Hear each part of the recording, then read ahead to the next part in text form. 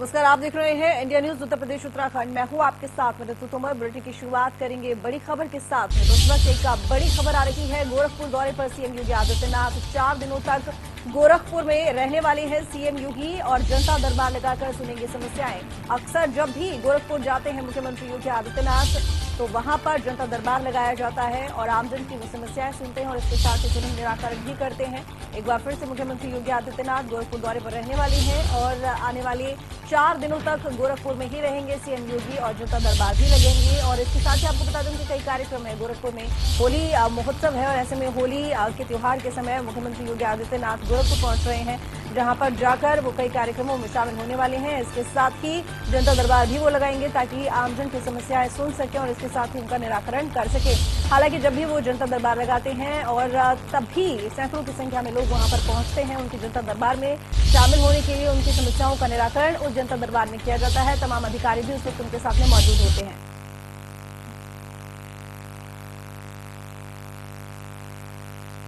संवाददाता सुशील कुमार इस वक्त हमारे साथ जुड़े हुए हैं ज्यादा जानकारी के साथ में गोरखपुर से लाइव। सुशील, आपसे जानना चाहूंगी, मुख्यमंत्री योगी आदित्यनाथ का 4 दिवसीय दौरा है गोरखपुर का, क्या कुछ कार्यक्रम है उनके?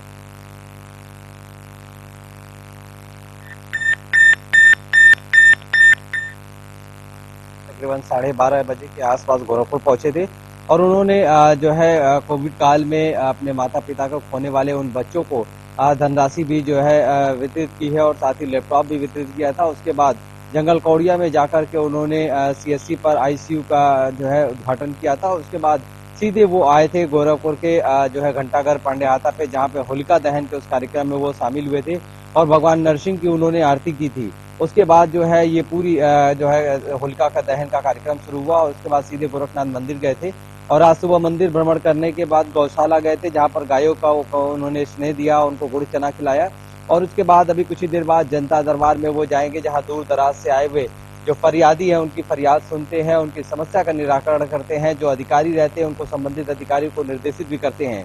उसके बाद फिलहाल समय उनका भी आरक्षित रखा गया है, चूंकि 4 दिवसीय दौरा है।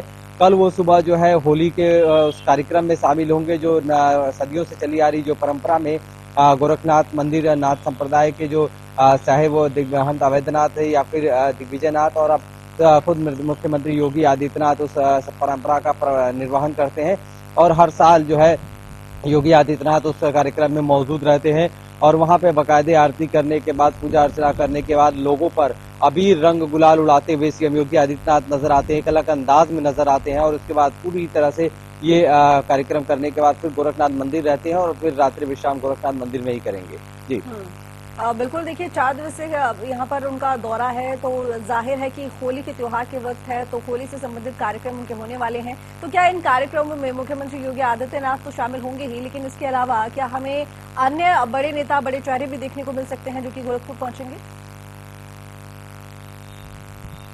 देखिए, और कोई बड़ा नेता तो नहीं होगा, लेकिन गोरखपुर के सभी जनप्रतिनिधि और बीजेपी के संगठन के लोग जरूर होंगे, क्योंकि ये कार्यक्रम हर साल सीएम योगी आदित्यनाथ इसी तरीके से करते हैं। और होली के दिन भी जो है यानी आज के दिन की अगर बात करें तो शाम 4 बजे के बाद जो है वहाँ पे गोरखनाथ मंदिर में संगीत का कार्यक्रम रखा गया है, जहाँ पे राकेश श्रीवास्तव जो भोजपुरी कलाकार हैं, जो गायकार हैं, वो मौजूद रहेंगे और वो होली के गीतों को गाएंगे और उस समय मुख्यमंत्री भी मौजूद रहेंगे।